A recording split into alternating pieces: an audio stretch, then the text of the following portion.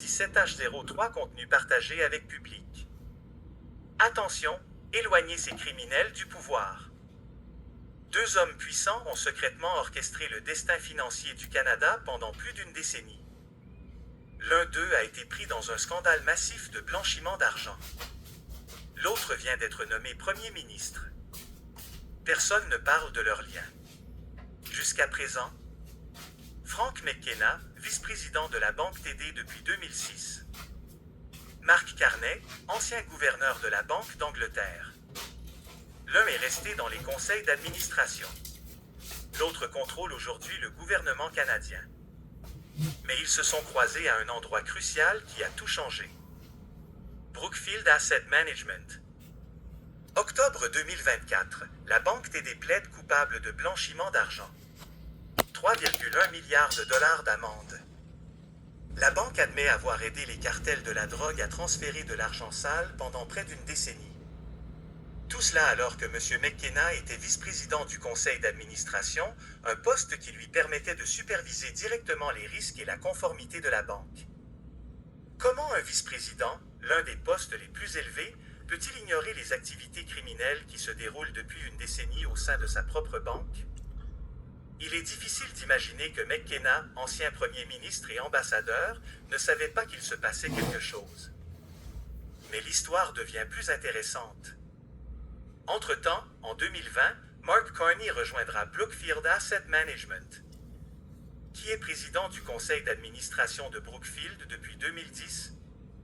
Frank McKenna, le même cadre de la banque TD dont la banque vient d'être prise en flagrant délit de blanchiment d'argent. Coïncidence? Creusons un peu. Chez Brookfield, McKenna et Carney ont formé une alliance puissante. McKenna, le gardien du conseil d'administration. Carney, le visionnaire qui investit des milliards dans des investissements verts.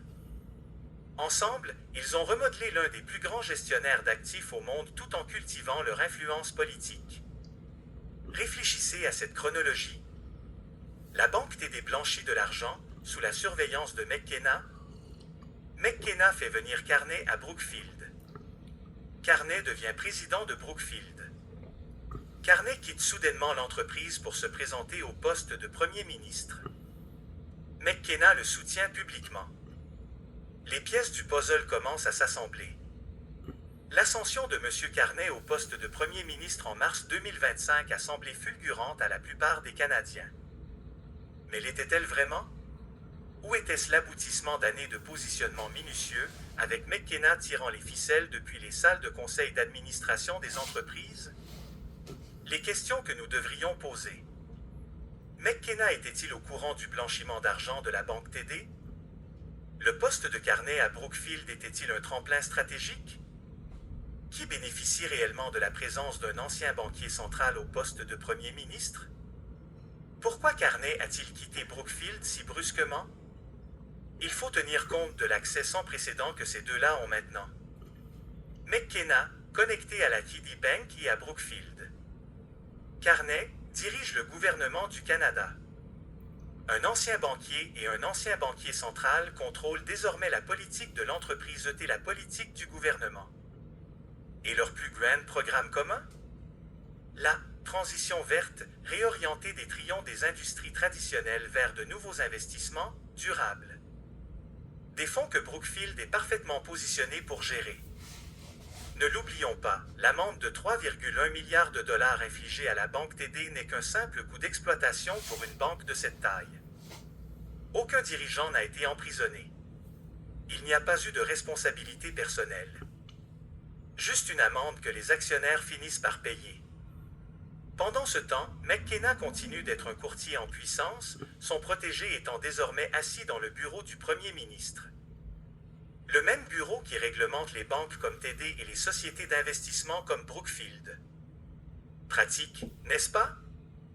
Il ne s'agit pas seulement de deux hommes puissants. Il s'agit d'un système interconnecté dans lequel le pouvoir politique, l'influence financière et la gouvernance d'entreprises se confondent.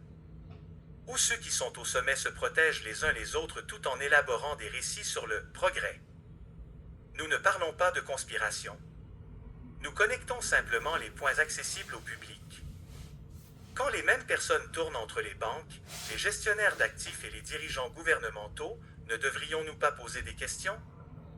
La prochaine fois que quelqu'un parlera de transition verte ou des investissements durables, posez-vous la question? Qui en profite vraiment? La planète? Ou les puissants qui contrôlent les flux d'argent? Et combien d'autres scandales restent cachés au public? Je ne dis pas que quelque chose d'illégal ou d'inapproprié s'est produit. Cela n'a pas été prouvé, si ce n'est que la banque TD a admis sa culpabilité.